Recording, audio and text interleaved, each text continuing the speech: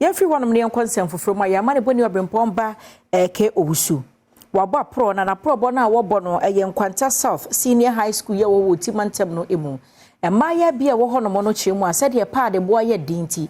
Bosome so no obu wansa wonya sika de beto saa moase na siesie wɔ ho. Tie ne entomago no obenya no wɔ hwan. Se beshiti a wɔda so no wɔ hwan. Se dasta no ma metɔ ma no ma mepa no shoe ho no na kyerɛ sɛ wɔde ɛsɔ bosome akwantuo no a ha adwen paa.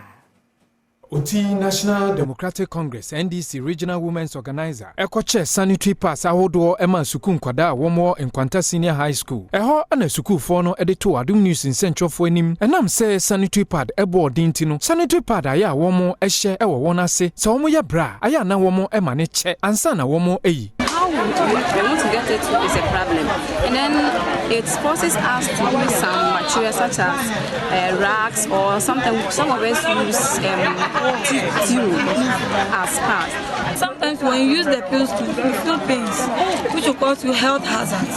So we are pleading on the government, like we have today.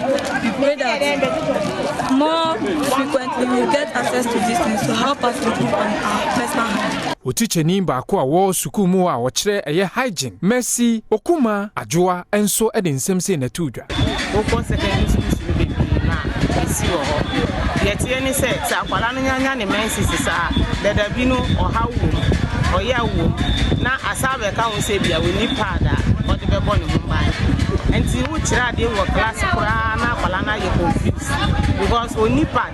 Oti NDC Regional Women Organizer enso de nsem se na tudwa private areas are need it is a tax now about the two sanitary pad no so let me ayo bi bia yes trying to say about onto so because the kwala yentimi top pad it is menstrual hygiene e pese ya ontimi sane pad no the more all keep one pad for the whole day no infections be pray onya nti ye be stress about no be boy